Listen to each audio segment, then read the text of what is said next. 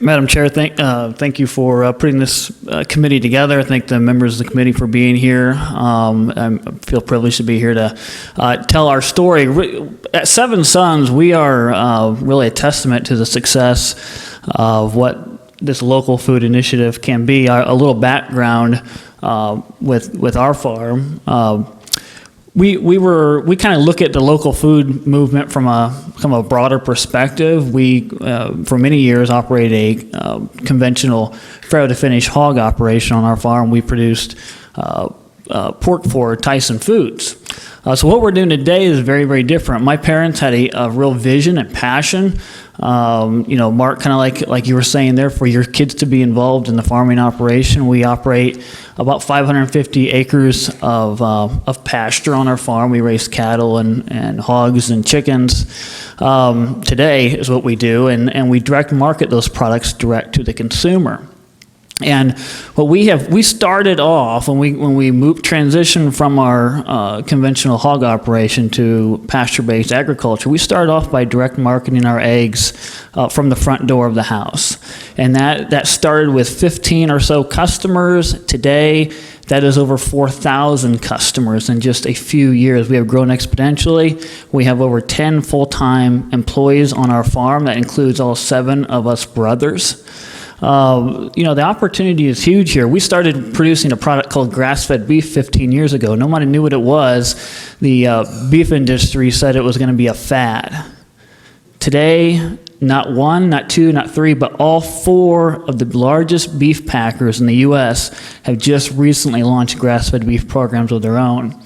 They're trying to catch up and get into the game where we've already been pioneering this. So we've already established today the movement is huge.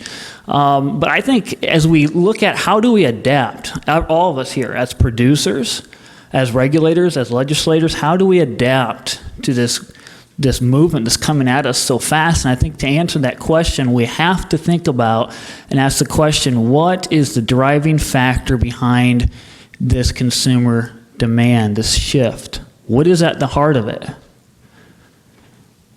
And I think that we can get into a long debate on that. There's a lot of issues, at the forefront of the media and the legislator about, GMO labeling and environmental aspects. The list goes on. But at the end of the day, we can all debate on those things, and we probably all disagree on the, how well those arguments are founded. But at the end of the day, I think all of us can agree that more and more consumers are losing trust in our current food system. And that's a problem for all of us.